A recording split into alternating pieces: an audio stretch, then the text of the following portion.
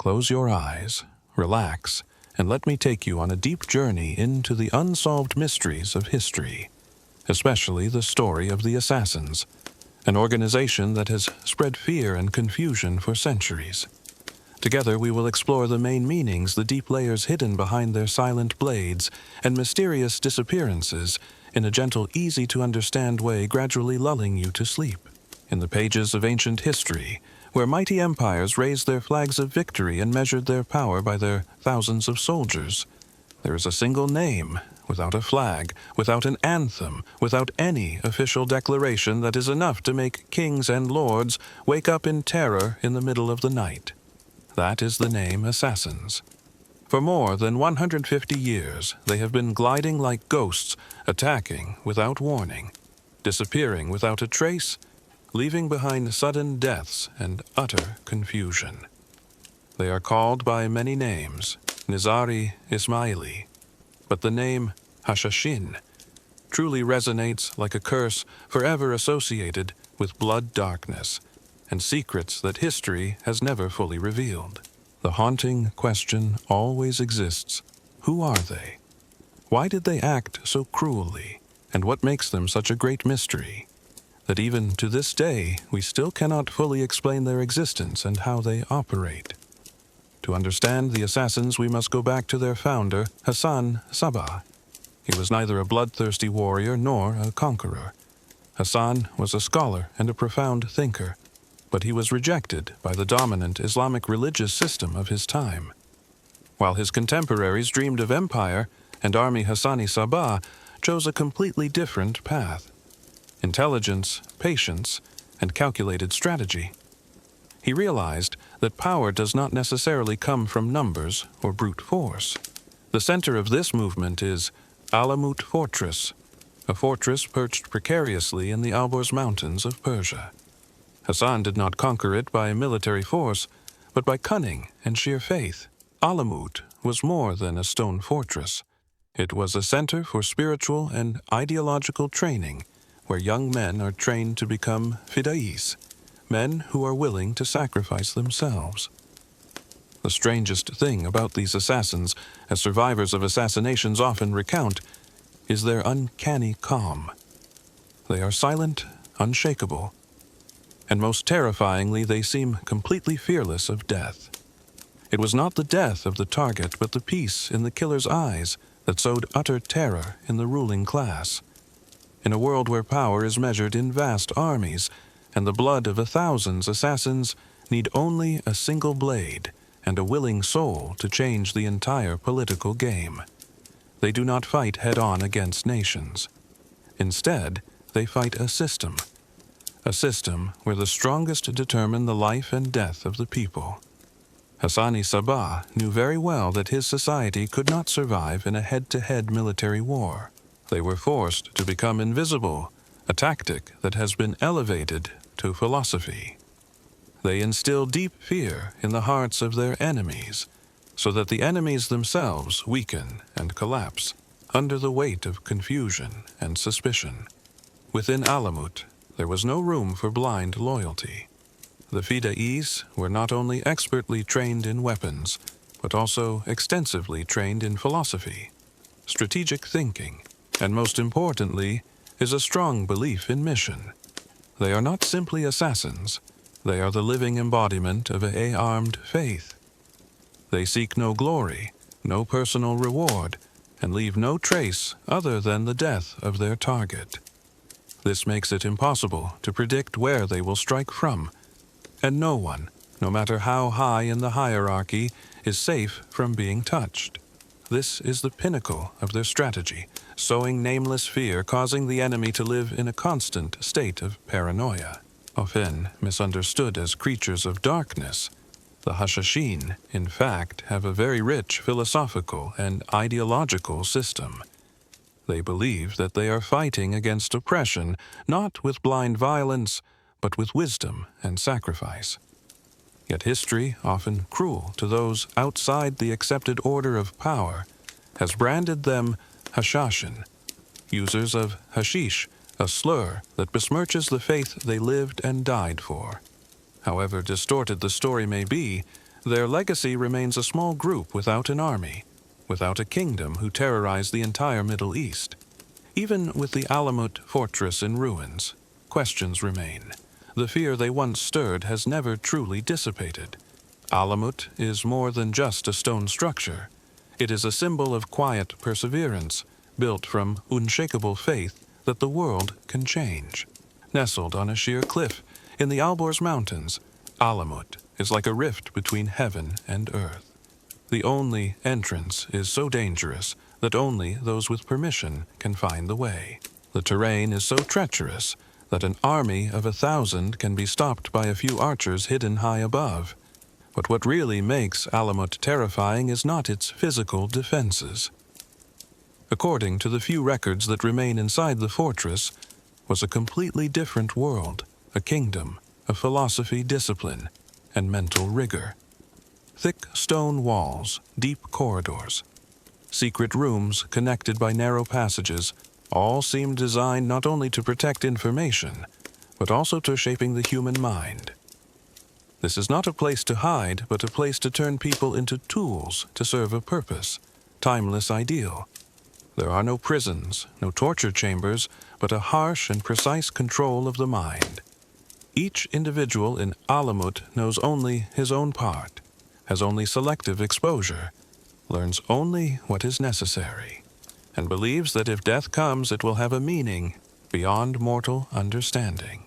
Legends say that Hassani Saba created a false paradise within Alamut, where recruits would experience extreme pleasure only to be pulled back to harsh reality. He would tell them that it was a glimpse of eternal reward for those with absolute loyalty. While historians debate the veracity of this story, it reflects a deeper truth, the Order's control over human belief. Once a person believes that death is the only path to eternal reward, fear disappears completely. During their training, assassins learn more than just how to move in the shadows or hide in crowds. They learn how to disappear disguising themselves as servants, pilgrims, even cripples, all to get close to their targets. Their weapons were not large swords, but hidden daggers, poisoned needles, or a single stab to the heart. But the ultimate goal was never just to kill. The goal was to send a strong message no matter how powerful you are. There is always an invisible hand that can reach for your throat at any moment. This terrifying precision is what makes the assassins so terrifying. No one knows how to defend themselves. Whenever a powerful figure suddenly falls under mysterious circumstances, all eyes turn to Alamut. But there is no evidence. No one saw them come. No one saw them go. Only the specter of fear remains spreading, tightening, and corroding trust from within every court. There were no drums, no declarations of war, no great armies. Yet every time a noble fell in the crowd, blood pouring from his heart, the whole kingdom trembled. No one knew the name of the killer. No footprints were found. Only a single rumor echoed throughout, "The men of Alamut have done it." One of the first and most shocking assassinations was the death of Nizam al-Mulk, the great vizier of the Seljuk Empire. He was a brilliant statesman, but also a sworn enemy of the Ismailis. In 1092, while on a pilgrimage, the Nizam was approached by a stranger disguised as a mystic and killed with a single stab. The assassin was killed shortly afterwards, but the message was clear. He was a Fida'i from Alamut. The Nizam's death was more than a personal execution. It was a blow to the heart of Seljuk power, causing chaos and opening the way for the Ismailis to flourish. This was the first lesson for rulers in the right hands. A small dagger can change the fate of an entire empire. In the years that followed, many more prominent figures fell: governors, judges, military commanders. What made these assassinations all the more terrifying was their audacity. They were not carried out in the dark, but in broad daylight, in front of witnesses, as if designed to reverberate throughout the land. From Persia to Syria, The name Hashashin was whispered with increasing fear, spreading faster than any invading army. The assassins' targets were not limited to kings or princes, but included scholars, priests, generals, anyone who threatened their ideals. This made them an unknown enemy, almost impossible to destroy, because they were not a nation with borders or an army to deal with. They were an idea fed by the frustrations of the marginalized. What is even more surprising is that in some cases rulers were forced to buy their safety by sending gifts, letters, or secret treaties to the assassins. When an enemy could not be eliminated, bribery became the only way to survive. This turned the assassins into not just a terrorist group, but a hidden political force, with the ability to manipulate appointments, alliances, even succession to the throne. The world then faced a terrifying truth. When death could come from an unknown stranger, and no one could stop it all, power became meaningless. That was the real weapon the assassins held. They did not need to control territory. They only needed to control the minds of those in power. Over time, people stopped calling their names out loud. They became ghosts, whispers, a constant fear in palaces and churches. The Ismaili opponents knew what awaited them not because they were weak, but because they understood that somewhere in the darkness, a knife was waiting for the moment they turned their backs. There was one thing rulers feared more than sudden death, not knowing where their assassins were, or even who they were. This was where the assassins excelled over any force of their time. They had no massive armies, but their messages could travel across the Middle East in a matter of days. A name written on a piece of paper. An assassination order, sent out without a trace of where it began or ended. Invisible network. This is where the real assassins live. No one knows exactly how they communicated. There is no evidence of carrier birds or official messengers. Yet stories tell of messages being conveyed by a glance, a phrase, or an object placed in the right place. An order could travel across deserts, mountains, and borders, reaching the right person at the right time. Everything seemed to move through a language only they understood, a hidden web woven from beliefs, rituals, and symbols. The assassin's signs are simple. A small dagger stuck in a doorframe, a coin engraved with a stupa, a strip of cloth tied to a tree. To outsiders, they are meaningless, but to a Fida'i, they are a code of survival, a sign that they are not alone in this invisible war. Another peculiarity is that the assassins almost never left written records, no documents, no orders written in plain language. When they did, they were often hidden in poetry verses from the Quran or seemingly random symbols. That is why modern historians have such a hard time, not because there is nothing to find, but because everything is hidden in so many layers of meaning that no one can be sure what is true. Within the order, hierarchy is strict. Each rank has access to only different layers of information. New recruits know only the basics, carry out the mission, don't ask questions. Higher ranks may know the target name, location, and method, but only a few those closest to Hassani Saba have the whole picture. This tight hierarchy has created the unbreakable wall of secrecy. If a Fida'i was captured, torture was useless because they really knew no more than their small part. They were a link in the chain, never the center. Even the mighty Seljuk Empire, which sent spies into Alamut, failed. Some disappeared, others returned with blank eyes, unable to explain what they had or had not seen. There were no radios, no letters, but each assassin knew exactly when to act, where to go, what to do, as if guided by a sixth sense. Some historians today believe that the assassins operated as living things. Each member acts independently, but responds to a collective mind.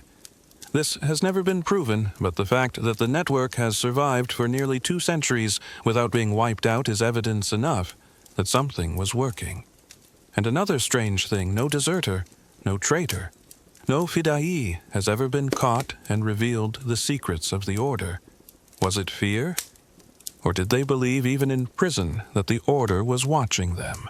Or perhaps it was something deeper. Perhaps they truly believed in what they served, that death meant more than a life without a cause. That is what made the assassins so invincible. They did not just disappear from the sight of their enemies. They disappeared into the very minds of those who served them. Their enemies had no clear target, no center to attack, while the assassins could strike anywhere with a silent glance and a dagger hidden in their sleeves. Of all the mysteries surrounding the assassins, perhaps none has shocked the outside world more than the way the Fida'is accept death as part of their mission, even considering it a honor. They never ask for reward. They never care about safety. They never care about their own survival once the job is done. A single blow, a final look, and then they calmly accept execution. It is as if death is the sacred final chapter in the manuscript of their lives. Why does a person act like that? The answer lies not in weapons or discipline, but deep within faith and philosophical beliefs there. The Fida'is are not trained to simply kill. They are trained to understand why they have to kill. Once that reason transcends the self, death no longer holds fear. The Ismaili faith that the assassins followed was different from mainstream Islam of the time. They believed in a hidden truth, passed down through a line of imams, spiritual inheritors of a sacred knowledge to which few had access. Hassani Sabbah was the torchbearer of that vision. In the fortress of Alamut, he built not just a citadel, but a school of thought where knowledge, faith, and sacrifice blend, creating people who live for something greater than themselves. For Fida'i, the world was more than a testing ground. It was a grand stage where every action had timeless significance. When they felled a tyrant, they believed they were breaking a link in a chain of oppression that had lasted for centuries. And when they died, they believed they did not disappear into nothingness, but returned to eternal light, where every sacrifice is remembered and honored. Records tell of Fida'is who spent the night in silent prayer, before a task, fasting, purifying their bodies and minds. They did not tremble. They did not get angry. They did not beg. They simply walked forward, as if they had seen their fate and accepted it. For them, death was not an end. It was the way to a higher realm. Western legends, such as those of Marco Polo, tell of the Fida'is being shown a false paradise before their quest, a garden of unimaginable delights, a foretaste of what awaits the faithful. Whatever the truth, this reflects a deeper reality. The conviction implanted in the heart of each man that this world is not his final destination, and that only acting in the name of truth can lead to true liberation. That is why the assassins never make threats or promises. They inspire with a conviction so strong that it overrides the instinct for survival. And when a man no longer fears death, he becomes the most dangerous enemy imaginable. Not because of his power, but because no one knows what he fears. For empires built on violence, wealth, and hierarchy, the existence of an organization sustained purely by will and belief is unthinkable. How do you fight a man who needs only belief? How do you crush a man who welcomes death for an ideal? That is the smoldering nightmare the assassins have planted in the minds of their enemies. When rulers gathered to discuss matters of state, they were concerned not only with external enemies. They whispered questions that no one dared to answer aloud. Was there a Fidah in the court? Was there someone in the royal guard just waiting? And if so, what could they do but wait? When a lord or religious leader was murdered in his own home, in front of his most trusted guards, and the murderer turned out to be someone who had lived with him for years, the first question was never who had done it, but how long had he been there? For assassins, presence is less important than timing. A Fida'i, can move like a ghost, breathe like the night, appear only once, and in that moment change the course of history. They are not just killers. They are actor in a long, patient conspiracy drama, often lasting years. They learned the enemy's language, lived as locals, disguised themselves as merchants. Scholars, servants, even soldiers in the enemy's army. They thought, like the enemy became the enemy, and waited. Some spent their entire youth just to get one step closer to their target. One chilling story tells of a Fida-i, who spent 13 years in the Seljuk court, rising to become a trusted advisor. Then, one day, while having tea with his target, calmly drew a knife and stabbed the man in the heart, then sat down to wait to be captured, smiling at the guards. It wasn't a whim. It was the culmination of more than a decade of waiting, infiltration, and acting. He wasn't just an assassin. He was part of the very system he came to destroy. And that made him unstoppable from within. No fortress was high enough to defend against such a weapon. No army was prepared for a betrayal that had been brewing for years. The assassins did not need to win battles. They won in the minds of their enemies. When anyone could be a murderer, no one could be trusted. Kings suspected their ministers, generals, suspected their soldiers' fathers, suspected their sons. And in the collapse of that trust, the assassins no longer needed to attack. The world tore itself apart in fear. To Western eyes, the Crusades were a sacred war, a holy mission to reclaim the Holy Land from the Muslims. But the reality of the Middle East in the early 12th century was a time of bloodshed, betrayal, and chaos. Muslim kingdoms were fragmented. Christian crusader states were constantly changing, conquering, betraying, and reconquering. And in the midst of this storm of violence, there existed a small force with no banners, no armies, and no territorial ambitions, but feared by both sides, the assassins. At first, the West did not understand them. For the Crusaders, the enemy was Islam. But then, suddenly, some of their own leaders were assassinated for no reason without fighting. Not on the battlefield, but in the streets at weddings, or while having dinner quietly. The killers were not ordinary Muslim soldiers. They were strangers who dressed like locals, spoke the language, and always carried a single dagger. The assassination Conrad of Montferrat. The assassination of Akhenaten in 1192, just days after his election as king of Jerusalem, is a case in point. He was stabbed to death in the middle of the marketplace by two men who refused to flee, accepting the execution. And once again, the trail led back to Alamut. What horrified the Christian kingdoms was not just the audacity of the assassination, but also the unclear motive. Why would a Muslim sect kill a potential ally? The answer lies at the core of the assassins' philosophy. They didn't care who was Christian or Muslim. They only cared who threatened their cause. The Crusades were fertile ground for the assassins. While both sides slaughtered and pillaged, the assassins maintained a delicate balance, sometimes through assassination, sometimes through secret negotiations. Some Christian lords even sent emissaries to Alamut seeking protection, a tacit tribute in exchange for peace. This ambiguity made the assassins impossible to ignore or dismiss. They did not need armies to have influence. With just a few well-placed deaths, they could change the politics of the entire Levant. Legend has it that King Richard the Lionheart sent a message to Hassani Sabah, asking him to stop targeting his troops. Hassan did not respond in writing. He responded with a gesture, a dagger placed beside the messenger's bed with a note. "If I wish, this will be in your heart." Whether true or not, the rumor was enough to keep English soldiers awake at night, shivering in the silence of the desert. What made the assassins truly terrifying was that they did not need to kill many to terrorize thousands. A few deaths were enough, since no one knew who would be next. No one knew where the killer was and whether any of their own troops were serving Alamut. In a holy war where all sides believed they were the bearers of the light, the assassins emerged as a shadow that belonged to no one.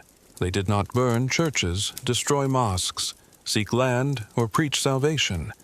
They simply killed the right people at the right time and disappeared. That is why they were not destroyed during the Crusades. No faction was united enough to oppose them. No ruler dared to face them head-on. And long after the Crusades faded into history, the assassins remained a silent, invisible third force, small but ineradicable. History often remembers those who wield the sword but forgets those who remain silent. In the fragmentary records of the assassins, women are almost non-existent.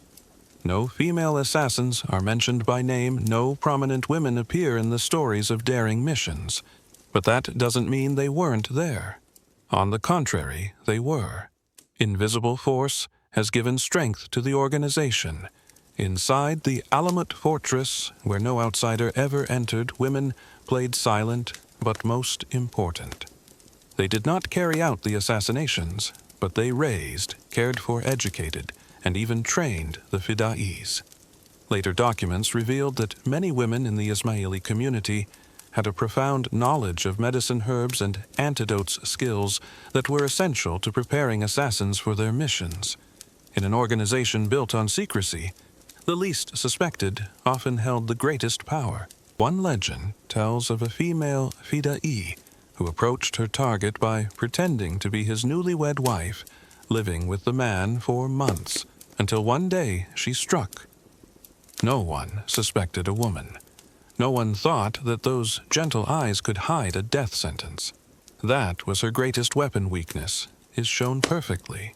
Ancient texts even speak of librarians at Alamut, who were said to be highly educated women tasked with preserving secret knowledge maps, codes, and religious texts containing hidden meanings.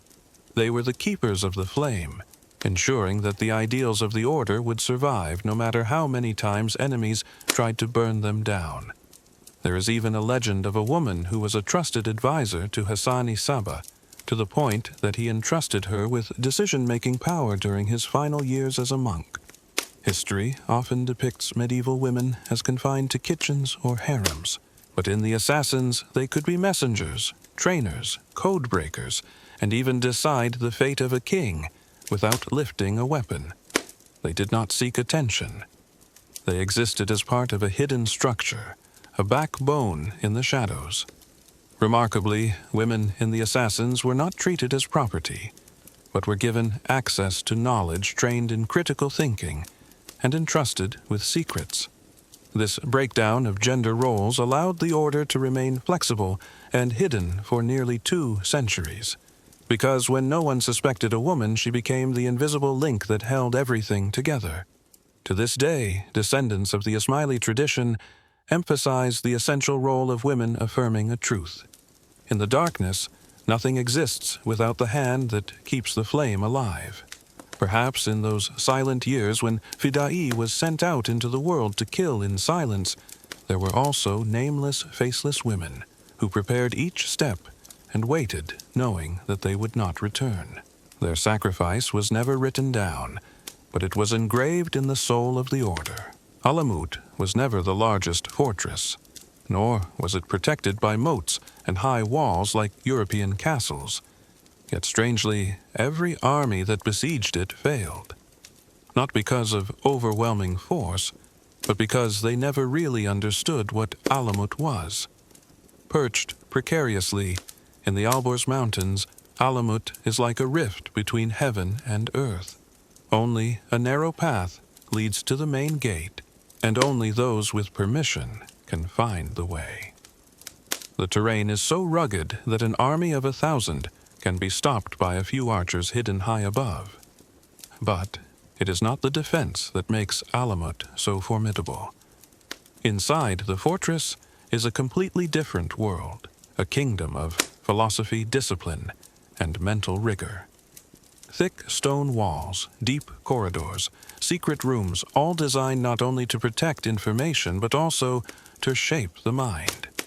This is not a place to hide, but a place to turn people into tools of a timeless ideal.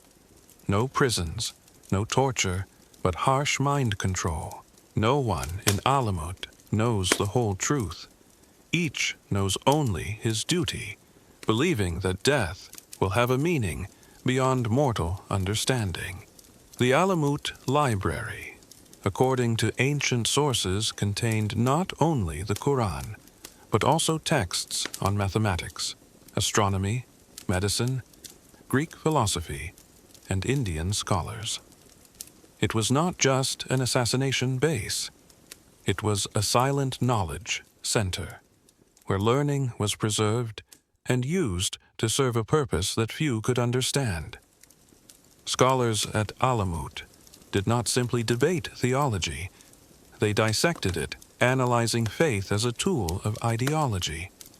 Fidai was trained to understand why faith led to radical action, and why death could be accepted if it served an established truth.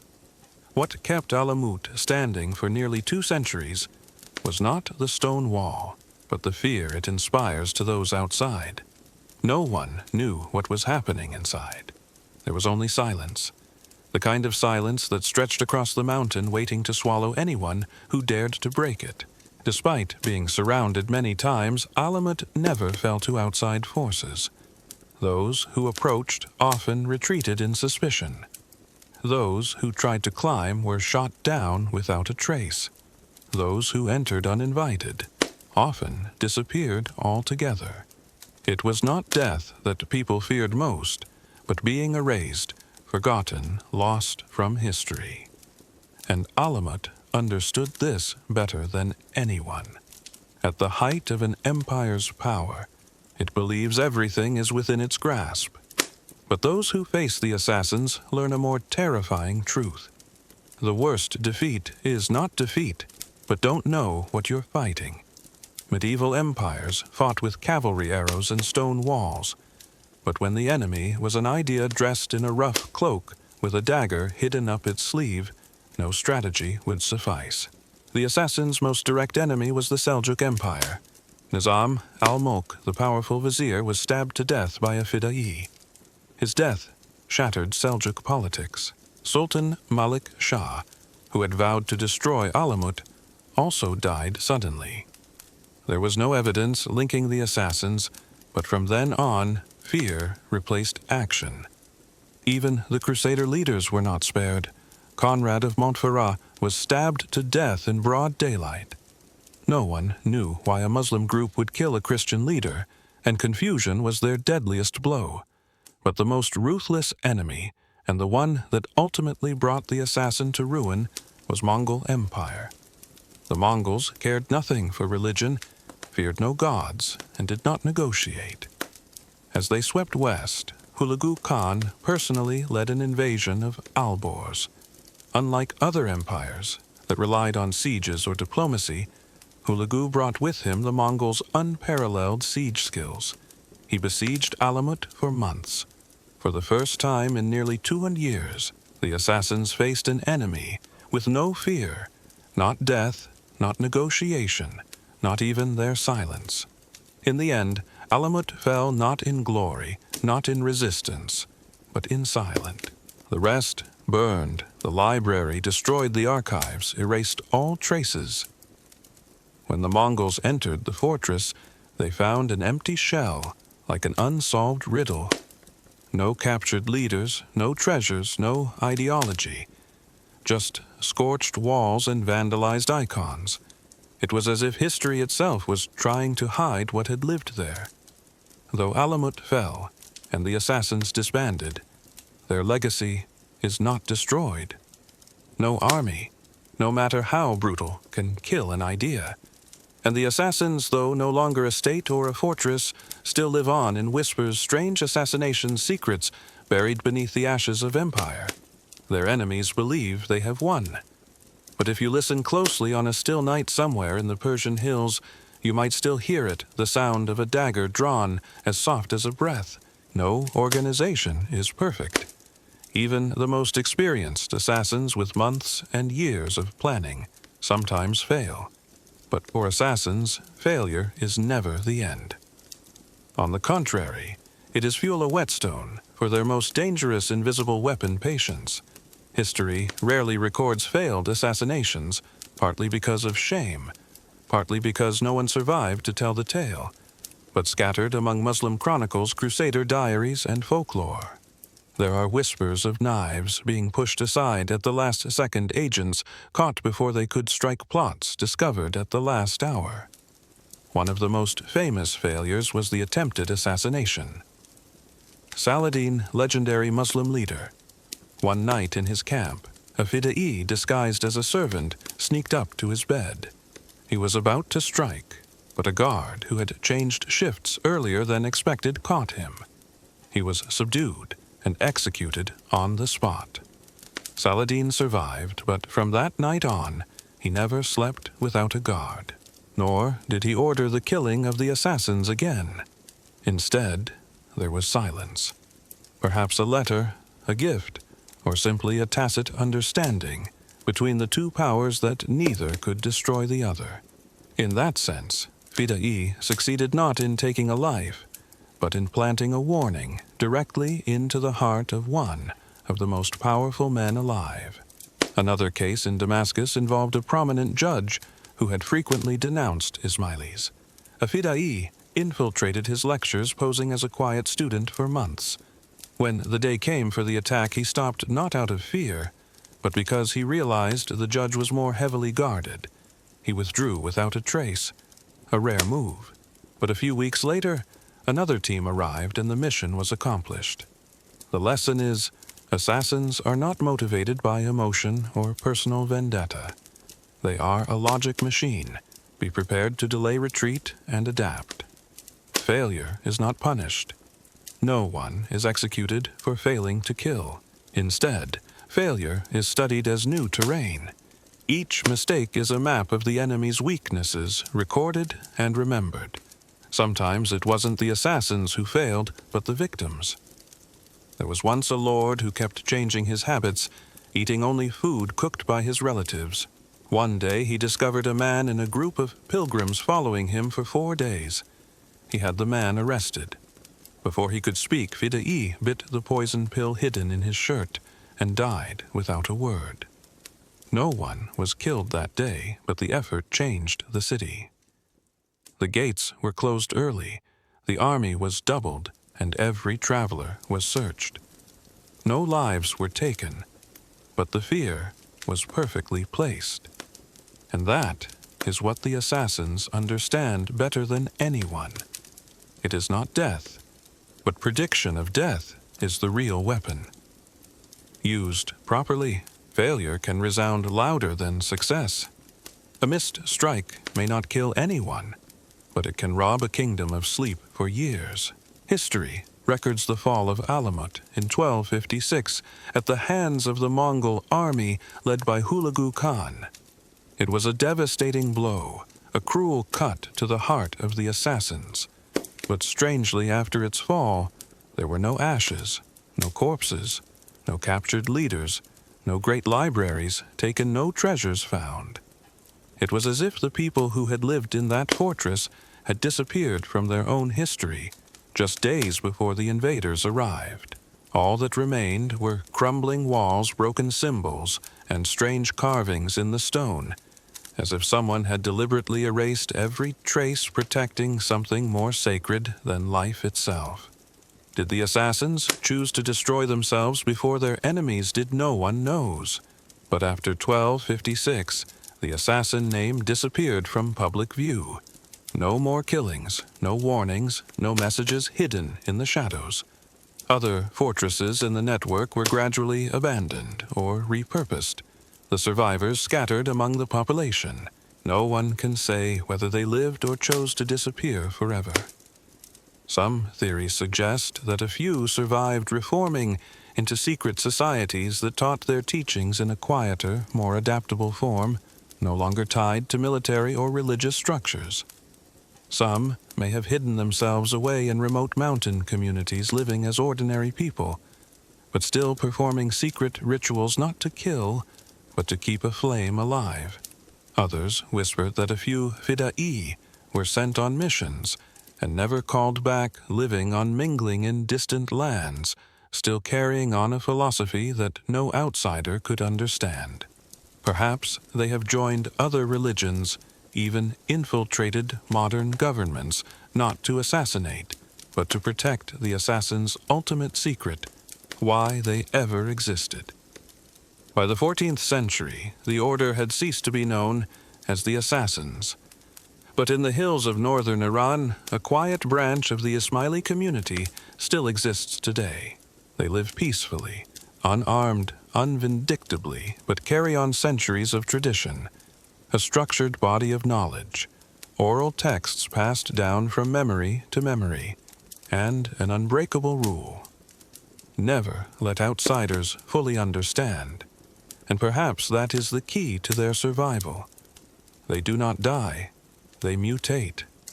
As the world changes, they change. As their names are erased, they take new ones. As the shadows are hunted, they learn to live in the light in ways no one can truly see. No more daggers, no more gates. But the principles remain quietly hidden in the undercurrents of history. History often forgets the losers, the small armies, the fringe ideas, the ones not championed by kings or recorded in official records. Yet sometimes it is the ones relegated to the margins that endure the longest. The Assassins are such a legacy. A story not found in textbooks, but alive in the memories, the symbols, the imaginations, and the whispered folklore of humanity. Having disappeared from political history, the name assassin did not die. On the contrary, its circulation became more strange, more flexible, more permanent than ever. From the 14th century onwards, writers, historians, and wandering storytellers began to speak of the Assassins not as an organization, but as a symbol of mystery, of absolute loyalty, of an invisible order that no one fully understands. In Europe, the word assassin gradually became a generic term for anyone who killed on purpose, regardless of religion or origin.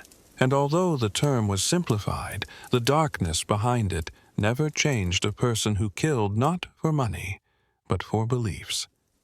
And that is why the word has carried such meaning over time. In medieval literature, assassins were portrayed not only as murderers, but as night of darkness. Enlightened people who act outside the law in service of a higher truth. They are no longer heretics. They are intellectual warriors fought not for glory, but to protect what had been buried, the truth. Western travelers like Marco Polo added to the ambiguity with tales of false paradise. Whether true or not in the realm of myth, uncertainty only makes the story stronger. Legends of the assassins continue to permeate poetry, theater, and religion. In some Muslim communities, they are considered heretics, but are spoken of in hushed tones as men who lived for something greater than themselves. In Europe, they are associated with secret societies such as the Knights Templar, the Freemasons, even the Illuminati, as if every subsequent mysterious group were descended from them. In the modern world, assassins have become a global icon. They appear in movies, novels, and most famously in video games, with Assassin's Creed is the most obvious example. Despite its rich fiction, the game remains true to its core. The assassin stands between two worlds, neither a hero nor a villain, but someone who acts to protect human freedom from absolute control. Players don't just control a killer, they step into the role of someone who confronts a hidden order that watches and rules over all.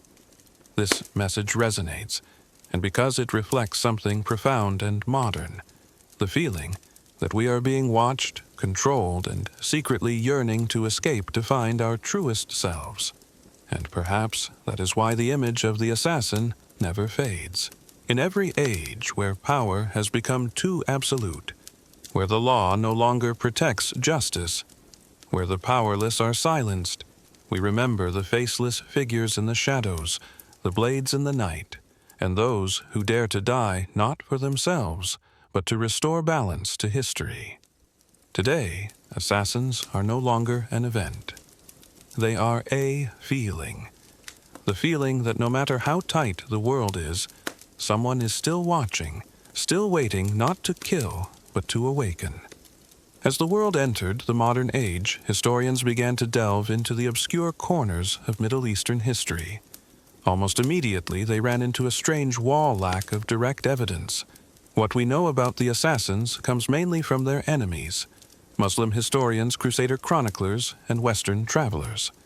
But in all these sources, fact and legend blend together. No internal documents survive. The library of Alamut was either burned or hidden. Fidai left no memoirs. The stone carvings were chiseled away. The corridors lead to nowhere. They left no history, only absence. And in that absence, generations have been drawn in, as if the less we know, the more we need to know. Archaeologists began to search the Alborz Mountains. Some traces were found: foundations, pottery shards, fragments of stone walls, but nothing conclusive. No weapons, no maps, no names, and especially no trace of philosophy. Fragments of manuscripts appeared in old libraries, but none spoke directly about the organization's structure. They contained only abstract philosophy, symbolic poetry, and concepts that blurred the lines between religion and metaphysics. Scholars could read the words but not the meaning. Some Western historians once doubted the existence of the assassins, but that theory too was challenged by silence. If it were a myth, why did so many empires plead for peace? Why did the Crusader king strengthen his bodyguards? Why did the Mongols send an entire army to destroy them? A phantom did not elicit such a tangible response. In the 21st century, new efforts have emerged from historians to cryptographers to try to decipher the remaining fragments. They have found correlations between Alamut architecture and mathematics, between Ismaili poetry and symbolic logic. But each discovery has led to a larger question. Was it random or part of a deliberate system designed to be understood only by insiders? Some theorize that the spirit of the assassins lives on in other secret traditions. There is no direct evidence, but the overlap in structure, symbolism, and ritual has led many to ask, have the assassins disappeared, or have they fragmented and flowed into other hidden streams, living on without their names? And perhaps the ultimate question is not what the truth is, but whether we want to find it. Or are we simply fascinated by a mystery that remains unsolved? The assassins are a group of men of action, but their greatest legacy may lie in their inaction, in the moments when they disappear. Because sometimes what haunts us most is not the shadow waiting in the dark alley, but the quiet certainty that someone once stood there, leaving no trace. Our world today is a far cry from the assassin era. There are no more stone fortresses, no more horseback riders. We live in a world of satellite, surveillance, real-time data, AI. You would think there would be no place for those who choose to remain hidden, but strangely, it is in this age of omnipresent surveillance that the shadow of the assassins becomes more visible than ever. Modern life contains a paradox. The more connected we are, the more we are watched. We do not live in fortresses, but in a global greenhouse. And in this invisible atmosphere, a silent thought begins to emerge. I am being watched. It is here that the assassins, though distant in time, reappear as a symbol of instinctive resistance. They do not stand for violence. They stand for right to anonymity, right to private thoughts, and the ability to act outside the system. Things that modern people may not even realize they crave. A teenager with headphones on, eyes glued to the screen, is sometimes not just playing a game. He is living out a part of his instinct that the real world no longer allows being outside the system. In games, movies, novels, art, the assassin appears as an invisible companion who whispers, "It is still possible to maintain some personal freedom in a world that seems pre-programmed." And that feeling does not live only in the imagination.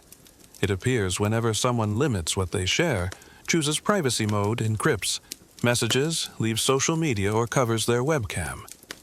These are no longer random acts. They are modern signs of a silent rebellion. It is the resurrection of the assassin's spirit. No orders, no fortresses. just the awareness that something must be kept to oneself. The modern world may no longer allow an organization like the Assassins to exist in their traditional form. But it is that world that awakens the same reflexes they once lived by. When someone uses a VPN to hide their location. When a journalist encrypts their conversations to avoid surveillance. When an anonymous coder exposes a scandal. They don't call themselves fidai, but they live by the same spirit working in the shadows for a truth larger than themselves. And in that, the Assassins are no longer history. They are a condition of the modern mind. Part of us always wants to know the truth. Another part of us fears that knowing it might cost us everything. And between those two forces we make quiet decisions to live less exposed as they once did. There may be no more daggers in the dark, but every time we question our personal freedom, our privacy, our faith in the system, every time we do that, the shadow of a group that once lived by silence and will comes alive in us.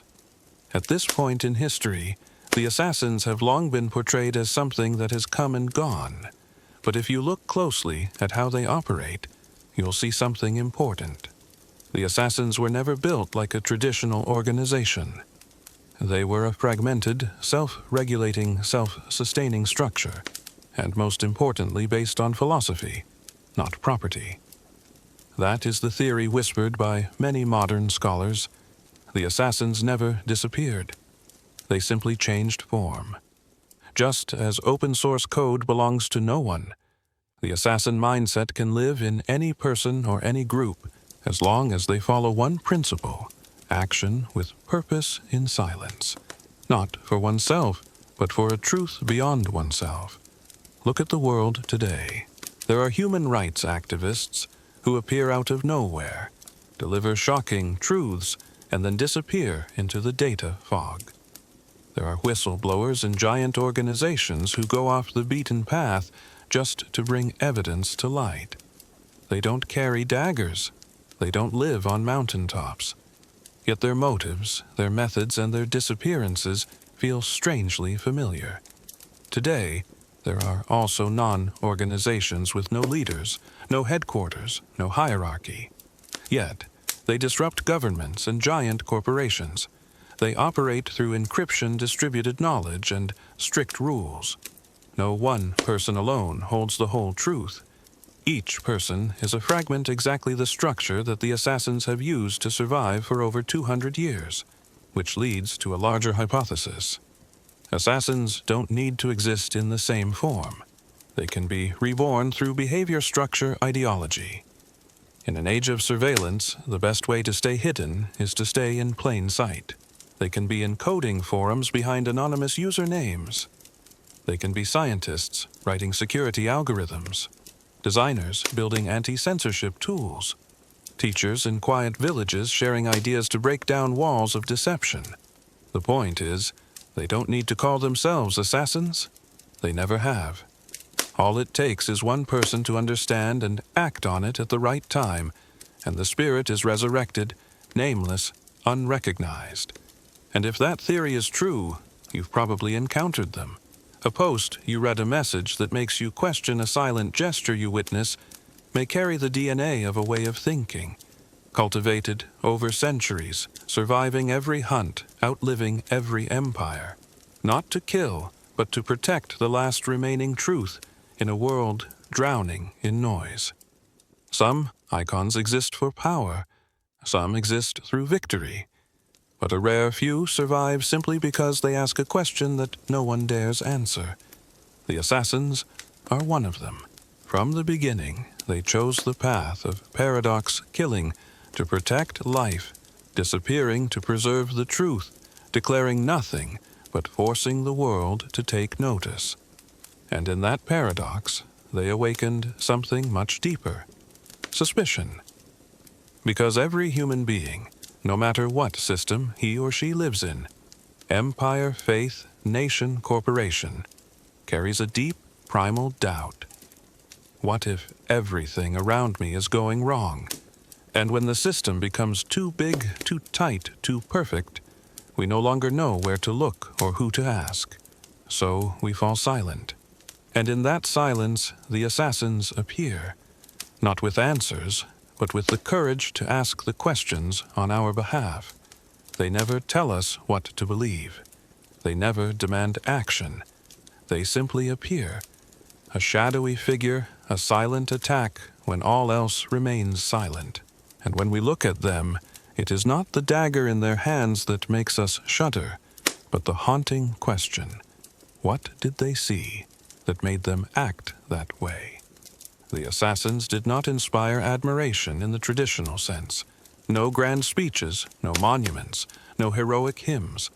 But they were feared without being hated, curious but not bold enough to approach. And above all, they were doubt yourself in the stillness of your mind. That is power, a kind that you cannot measure.